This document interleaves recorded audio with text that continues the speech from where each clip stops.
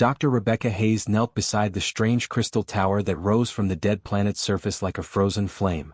The amber light from the distant star made the ancient structure shimmer and dance before her eyes. She had been studying alien ruins for 15 years, but nothing had prepared her for this discovery on the barren world of Kepler 442c. "Marcus, you need to see this," she called to her research partner who was setting up equipment near their landing craft. Dr. Marcus Cole jogged over, his breathing mask fogging in the thin atmosphere. "What have you found?" Rebecca pointed to the symbols carved into the crystal surface. They seemed to move and shift when she wasn't looking directly at them. "These markings, they're not random decorations. They're text. Multiple languages, all carved into the same surface." The third member of their team, Dr. James Wright, approached with his scanner beeping rapidly. "The quantum readings are incredible.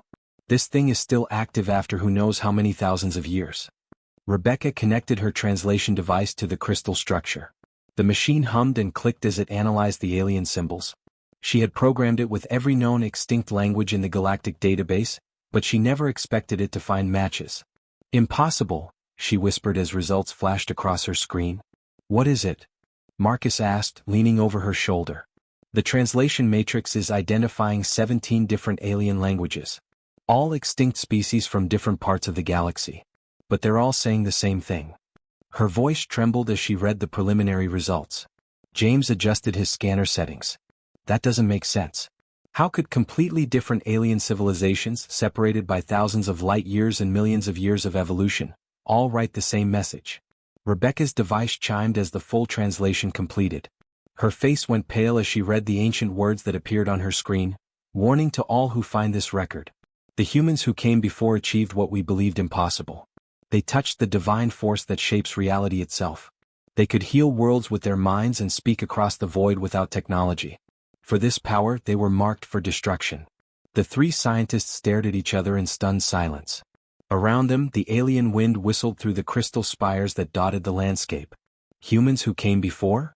Marcus repeated. "That's impossible. We're barely 300 years into space exploration. We've never been to this part of the galaxy." Rebecca continued reading from her device. The text mentioned something called divine resonance. It describes humans who could manipulate matter through thought alone, who could communicate across vast distances using only their consciousness, and who could even alter the flow of time. James shook his head. "This has to be some kind of mistake. Ancient aliens creating myths about a species that looks like us. Convergent evolution, maybe?" But Rebecca found more text, and her hands began to shake as she read it aloud. "Here lies the testament of the Zephyrian Empire, the Crystalline Confederation, and the Void Walkers. We who once ruled the stars bear witness to the truth that must never be forgotten. The human colonies achieved transcendence, and for this crime against the natural order, they were erased from history." The scanner in James's hands began beeping faster. "Rebecca, we're getting some kind of energy surge from the structure. It's like the crystal is responding to your translation work." As if awakened by their presence, more symbols began to glow along the crystal's surface. Rebecca's device worked frantically to translate the new text that appeared. "The Galactic Council of that era? They systematically destroyed every human settlement that showed signs of this divine resonance," she read. "They erased them from all records, wiped their colonies from star maps, and created false histories to hide the truth." Marcus grabbed her arm. "Rebecca, look at the date stamps the device is calculating." She glanced at the temporal analysis results and felt her blood freeze. 800 years ago. This isn't ancient history. This happened 800 years ago. The implications hit all three of them at once. If the translations were accurate, there had been human civilizations spreading across the galaxy long before Earth's official first contact with alien species. Humans who had developed impossible abilities and were destroyed for it. James's communicator crackled to life with an incoming transmission from their ship. "Dr. Wright, we're detecting multiple vessels approaching the system. Large ships, military configuration." Rebecca looked up at the sky, where she could now see tiny dots of light growing larger. "Someone's been monitoring our communications." "The crystal structure is still activating more sections," Marcus noted, pointing to areas where new symbols were glowing to life. "It's like it's been waiting for humans to find it." Rebecca's translation device chimed with new results. This section of text was different, more recent. "A message from the survivors," she read. "Hidden colonies scattered throughout space. The bloodline continues. The abilities remain dormant but not lost. When the truth is finally revealed, the awakening will begin. The dots of light in the sky were definitely ships now, and they were moving fast. We need to get this data back to Earth, Marcus said urgently. Rebecca yanked the crystal data core from her translation device and sealed it in a protective case. This changes everything we know about human history. James was already running toward their ship. If someone's coming to stop us from learning this truth, then it means the suppression is still active. After 800 years, they're still covering it up. As they raced toward their vessel, none of them noticed that Rebecca's eyes had begun to glow with a faint inner light, or that the crystal monolith behind them was now pulsing in rhythm with her heartbeat. The forbidden knowledge was already beginning to awaken something that had been sleeping in human consciousness for centuries. The hunt for the truth was about to become a fight for humanity's future. The alien ships arrived at Earth 3 days after Rebecca's team transmitted their discovery. Ambassador Varek of the Etherian Empire stood in the main conference room of the United Nations building, his tall blue form casting strange shadows on the walls. His voice was calm but carried an edge that made everyone in the room uncomfortable. The information your scientists discovered must be surrendered immediately, Varek said to the assembled human leaders. This knowledge is dangerous and forbidden by galactic law. President Sarah Chin of the World Council leaned forward in her chair. What exactly are you afraid we might learn, Ambassador? Varek's large black eyes seemed to look right through her. There are some truths that civilizations are not ready to handle. Your species is young and impulsive. This knowledge could destroy you. Meanwhile, Rebecca sat in an underground bunker beneath the Smithsonian Institute, surrounded by armed guards and government officials. Director Helen Parker of the Department of Xenological Studies paced back and forth, reading reports from a tablet that seemed to bring worse news with each update. They're not just here, Helen said grimly. We're tracking alien fleets around every major human colony. Mars, Europa, Titan, all the outer settlements. They've surrounded us completely. Marcus burst through the heavy blast doors, his face red from running through the tunnels. They took James. His entire research facility on Luna Station is gone. When our rescue team arrived, they found nothing. No bodies, no equipment, just empty rooms. Rebecca clutched the data crystal from their discovery. The small device seemed to pulse with warmth in her hands. How did they respond so quickly? It's like they were already watching us, waiting for someone to find that monument. Through the bunker's thick windows, they could see strange lights moving across the sky above Washington. The news feeds on the wall monitors showed similar scenes around the world. Alien ships hovered over London, Tokyo, Moscow, and every other major city. The pattern is the same everywhere, Helen reported. They're targeting scientists, researchers, anyone involved in consciousness studies or quantum physics. Dr. Williams in Berlin, Professor Johnson in Sydney, the entire team at the Geneva Research Center. All missing. On the monitors, they watched news reports of families being taken from their homes in the middle of the night. The aliens claimed they were relocating dangerous individuals to secure facilities for everyone's safety. Rebecca's hands trembled as she held the crystal. They're not just suppressing the knowledge. They're eliminating anyone who might be able to understand it. A new alert flashed on Helen's tablet. She read it and her face went white. They've issued an ultimatum. We have 24 hours to turn over all research related to what they're calling Project Divine Echo, or they begin what they're calling corrective bombardment of civilian targets. Marcus slammed his fist on the table. We don't even know what we found yet. How can they demand we surrender research we haven't completed? That's exactly the point, Rebecca said quietly, staring at the crystal that seemed to glow brighter in the dim bunker light. They don't want us to complete it. They don't want us to understand what those ancient humans achieved. Outside, the alien ships moved closer to Earth's surface. People in cities around the world looked up at the sky and felt fear like they had never experienced before. The ships were beautiful but terrible, sleek and flowing like living creatures made of metal and light. Helen's communicator buzzed with an emergency signal. The aliens are broadcasting on all frequencies. They want to address the entire human population directly. The monitors in the bunker switched to the broadcast. Varek's face appeared on screens across Earth and every human colony. His voice was smooth but cold as he spoke to billions of humans simultaneously. People of Earth, your scientists have discovered information that threatens the stability of galactic civilization. We have come not as conquerors but as protectors. Certain individuals among you must be relocated for processing. Do not resist this necessary action. Rebecca watched as the broadcast showed alien soldiers entering homes and buildings around the world. The soldiers moved with precise efficiency, their scanning devices identifying specific humans and taking them away. Families screamed and cried as their loved ones disappeared into alien ships. It's not random, Marcus realized studying the footage. Look at who they're taking. Artists, philosophers, meditation teachers, healers. Anyone who works with consciousness or human potential. Helen nodded grimly. They're targeting people who might naturally develop whatever abilities those ancient humans had. The crystal in Rebecca's hands grew warmer, and she noticed something strange happening to her vision. She could see patterns of energy around Marcus and Helen, flowing streams of light that connected them to everything in the room. She blinked hard, trying to make the strange sight go away. Rebecca? Marcus noticed her distress.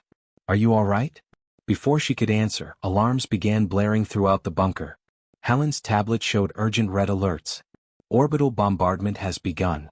They're targeting research facilities, universities, libraries. Anywhere that might contain information about human consciousness or ancient history. Through the bunker windows, they could see pillars of light striking the ground in the distance. Buildings that had stood for centuries crumbled into dust in seconds. Rebecca stood up, the crystal blazing with inner light in her hands. They're not just afraid of what we might learn. They're afraid of what we might remember.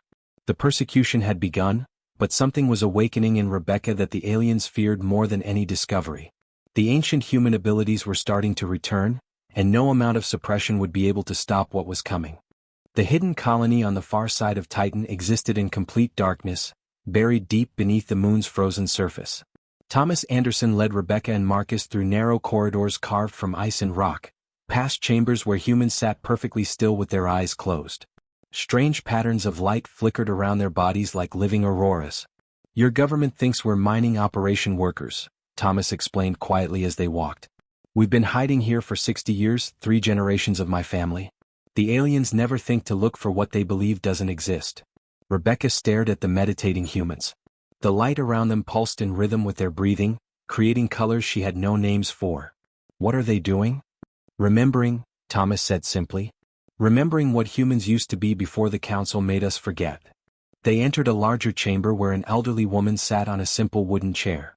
Her name was Mary Foster, and when she opened her eyes, Rebecca felt like she was looking into the depths of space itself.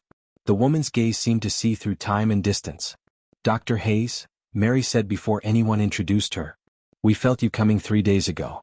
The crystal on Kepler spoke to us across the void. Marcus stepped backward. That's impossible. We never transmitted our location. Mary smiled gently. Young man, you're thinking like someone who believes consciousness is trapped inside the skull. But awareness flows like water through the quantum fabric of reality. Distance means nothing to a mind that remembers how to reach. She gestured to a corner where a young man named David Kim knelt beside a withered plant. As Rebecca watched, David placed his hands near the dying vegetation without touching it. Slowly, impossibly, the plant began to straighten. Its brown leaves turned green, and new growth sprouted from its stems. How? Rebecca whispered. Life calls to life, David explained. Everything in the universe is connected at the deepest level. I'm just helping the plant remember its blueprint for health. Thomas led them to another area where a woman named Emily Watson sat with her eyes closed. Emily, tell our guests what's happening on Earth right now. Emily spoke without opening her eyes. 3 alien ships are landing in New York. The tall blue ones are taking people from the subway stations. In London, they're surrounding the British Museum.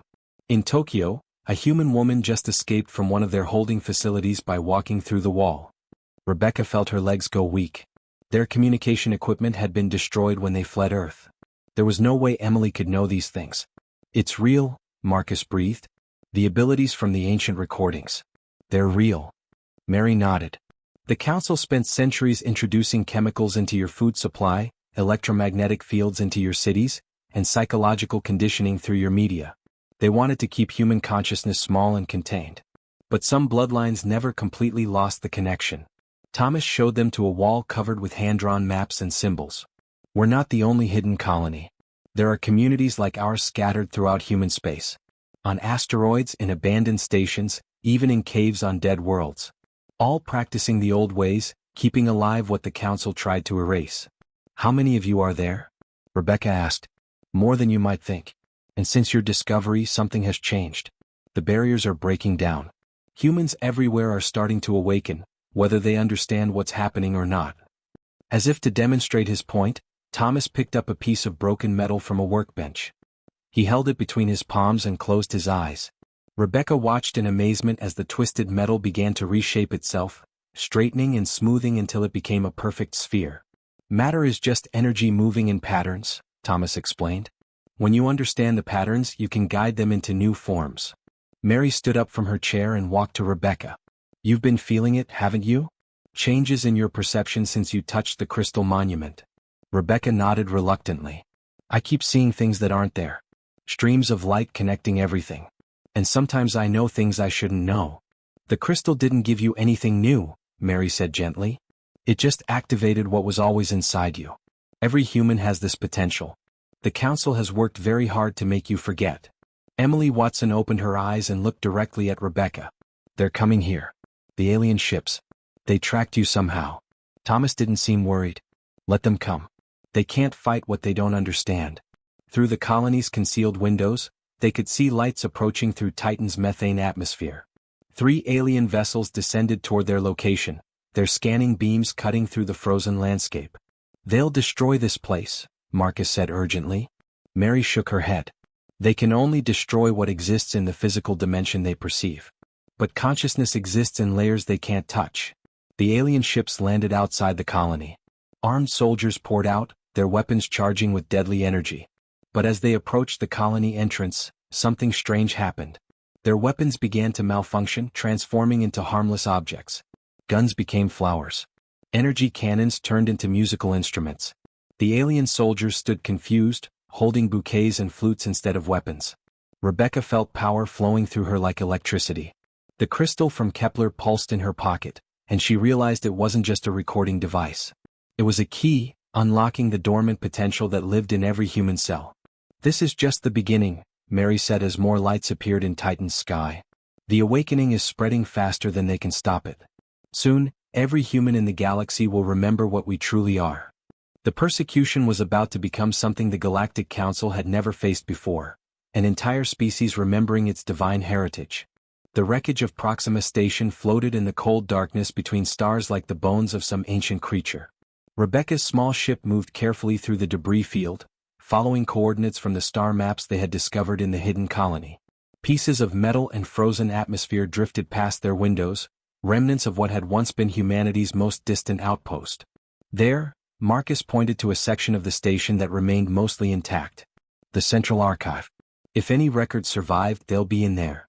James Wright, who had somehow escaped from the aliens and rejoined their team, worked the ship's controls. The structure looks stable. We can dock at the emergency airlock. Inside the ruined station, their footsteps echoed through corridors that had been empty for 8 centuries. Emergency lighting flickered on as their presence activated dormant systems. The air was thin but breathable, preserved by the station's failing life support systems. The archive is just ahead, Rebecca said, following signs on the walls written in an older form of English. The archive chamber was vast, filled with holographic projectors and data storage units that hummed to life as they entered. A shimmering image appeared in the center of the room, showing a woman in the blue uniform of an early colonial administrator. I am Captain Susan Miller, commanding officer of Proxima Station. The recording began. If someone is viewing this, then either humanity has rediscovered its heritage, or the Council has finally come to finish what they started 800 years ago. Rebecca, Marcus, and James stood transfixed as more holograms activated around the chamber. They showed scenes that challenged everything they thought they knew about human history. The recordings displayed colonists walking through the vacuum of space without protective suits, their bodies somehow maintaining life through will alone. Farmers touched barren soil with their bare hands and watched as plants erupted from the ground in seconds. Engineers built impossible structures using focused thought rather than tools or machines. We discovered something the galaxy had never seen before, another hologram explained. This one showed Dr. Robert Chase, the colony's lead scientist, standing in a laboratory where objects floated in midair around him. Not through technology or genetic manipulation, but through natural human evolution. We developed a direct connection to what we call the information layer. The information layer? Marcus whispered. Dr. Chase's recording continued as if answering his question. The quantum foundation that underlies all reality. Every particle, every wave, every thought exists as information in this deeper dimension. Humans evolved the ability to read and write in this fundamental code of existence. The next series of recordings showed children performing feats that seemed like magic. A young boy healed his sister's broken arm by placing his hands on it and concentrating. Twin girls communicated with each other across vast distances without any technology. A teenager slowed time around himself while playing with friends, making minutes stretch into hours. These aren't tricks or advanced science, Captain Miller's voice explained over the images. This is what human consciousness can do when it's not limited by fear or conditioning. Every human being has these capabilities, but most never learn to access them. Rebecca felt the crystal from Kepler growing warm in her pocket. The recordings were awakening something deep inside her, memories that weren't her own but felt familiar nonetheless. The holograms showed the darker side of the story. Alien fleets arriving at human colonies without warning. Weapons that disrupted human neural patterns, causing the awakened colonists to lose their abilities and fall unconscious. Entire settlements burning as the Galactic Council systematically eliminated every trace of human transcendence. They couldn't risk other species learning what humanity had become. Dr. Chase's final recording showed explosions in the distance as enemy ships bombarded the colony. Our crime wasn't aggression or territorial expansion. Our crime was growing beyond their ability to control or understand us. Captain Miller appeared in her last recorded message, smoke and alarms filling the background. The Council fears us because we represent evolution they cannot predict or contain. They maintain order through limitation and control. Humans who can alter reality with thought alone threaten everything their civilization is built upon. The most shocking revelation came in a series of personal logs from the colonists themselves. These weren't ancient humans from some prehistoric golden age. The timestamps showed these recordings were made only 800 years ago, during humanity's supposedly primitive early colonial period. We thought we were exploring space for the first time, James said in amazement. But we were actually returning to it. The final hologram showed a group of children being evacuated from the colony as it fell under attack. Among them was a girl who looked remarkably like Rebecca herself, with the same dark hair and green eyes. The bloodlines survived, the girl in the recording said, looking directly into the camera as if she could see across 8 centuries. The abilities remain dormant in the genetic code. When the truth is finally revealed, the awakening will begin again. As the recording ended, Rebecca felt something fundamental shift inside her consciousness. The strange sensations she had been experiencing suddenly made sense. The streams of light she could see connecting all living things, the knowledge that came to her without learning, the growing sense of power that seemed to flow from the crystal in her pocket. We're not discovering new abilities, she realized aloud. We're remembering what we used to be. Marcus and James stared at her as her eyes began to glow with the same inner light they had seen in the hidden colonists on Titan. The suppression is breaking down, she continued, her voice carrying new strength. Every human who learns this truth will start to awaken. The Council can't stop all of us. Around them, the ruined station began to hum with energy as Rebecca's expanding consciousness touched its dormant systems. The revelation was complete, and the real awakening was about to begin. The broadcast reached every corner of human space at exactly the same moment. Rebecca's face appeared on screens in homes, ships, and colonies across dozens of worlds as she stood in the rebuilt archive chamber of Proxima Station. The crystal from Kepler glowed in her hands, and her eyes held the same inner light that had once shone in the ancient human colonists. "My fellow humans," she began, her voice carrying across the galaxy through quantum channels that shouldn't have existed. "We have been living a lie for 800 years. We have accepted limitations that were never ours to bear. On Earth, families gathered around their screens in underground shelters, hiding from the alien patrols that had been hunting awakened humans for weeks. On Mars, workers in the mining colonies stopped their machines to listen. On distant frontier worlds, settlers looked up from their daily struggles to hear words that would change everything. The recordings we discovered show the truth," Rebecca continued, holding up the crystal. "We are not a young species stumbling through space for the first time. We are the children of transcended beings who once touched the divine foundation of reality itself." Within minutes of the broadcast, reports began flooding in from across human territory. On Europa Station, engineer Peter Williams approached a damaged fusion reactor that had been beyond repair for months. He placed his hands on the twisted metal and closed his eyes. Slowly, impossibly, the reactor components began to reshape themselves, returning to perfect working order. On the agricultural world of New Eden, teacher Linda Roberts gathered her students in the school's garden. As alien ships circled overhead, she guided the children in a meditation that seemed to create a protective bubble around their settlement. The alien weapons couldn't lock onto targets within the shimmering dome of consciousness that surrounded them. The Galactic Council's response was swift and desperate. Ambassador Varek's massive fleet surrounded Earth, weapons trained on every major city. His transmission echoed across all human communication networks, cutting through Rebecca's broadcast. "This ends now," Varek declared, his usual calm replaced by barely controlled panic. "Surrender your awakened individuals for neural reconditioning, or watch your homeworld burn."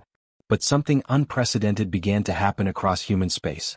As millions of people learned the truth about their heritage, dormant abilities that had been sleeping in human DNA for centuries suddenly activated. The awakening spread like wildfire, jumping from person to person through connections that existed beyond physical space. On Earth, construction worker Tom Bradley felt the change first as a warm sensation in his chest. He watched in amazement as his calloused hands began to glow with soft light. Around him, other workers experienced the same transformation. When Varek's ships fired their first salvo at the city below, Tom and thousands of others instinctively reached out with their newfound consciousness.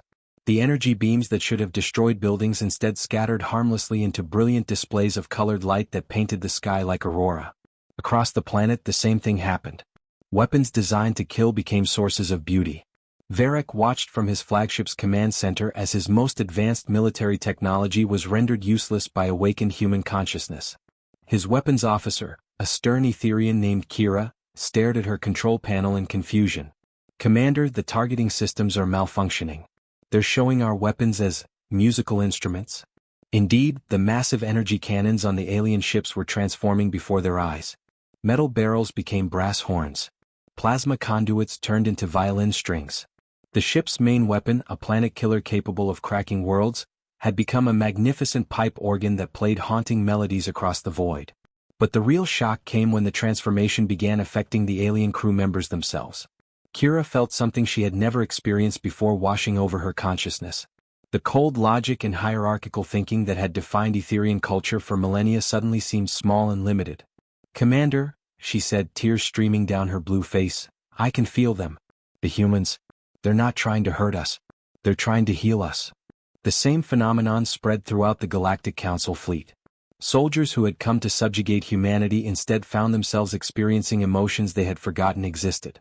Compassion, wonder, and connection flowed through their consciousness like water through a desert. On his flagship, Varek felt his own rigid worldview beginning to crumble. For the first time in his long life, he could sense the quantum threads that connected all living beings. The fear and control that had driven the Council's policies for millennia suddenly seemed like a terrible mistake. Rebecca appeared on his ship's communication screen, her form radiating peaceful energy. "Ambassador Varek, we know why you came. You were afraid we would use these abilities to dominate others as your people once did. But that path leads only to isolation and fear." Around Earth, former enemy ships were docking peacefully with human stations. Alien delegates emerged with wonder on their faces instead of weapons in their hands. The rigid barriers between species were dissolving as consciousness flowed freely between different forms of life. "This is what your ancestors truly feared," Rebecca continued. "Not that humans would conquer the galaxy, but that we would free it from the cycles of control and suppression that have limited all of us." Varek looked around his command center, where his crew was experiencing joy and connection for the first time in their lives. Outside the viewports, Earth glowed with gentle light as millions of awakened humans embraced their true nature. "You're not trying to rule us," he said in amazement. "We're trying to remember together," Rebecca replied. "The divine spark that we touched lives in every consciousness in the galaxy. We're not separate beings competing for resources. We're all part of the same infinite awareness exploring itself through countless forms." The forbidden truth was finally revealed. Humans hadn't just touched the divine. They were teaching the entire galaxy to remember that they had all been part of it from the very beginning. Retry Claude can make mistakes. Please double-check responses.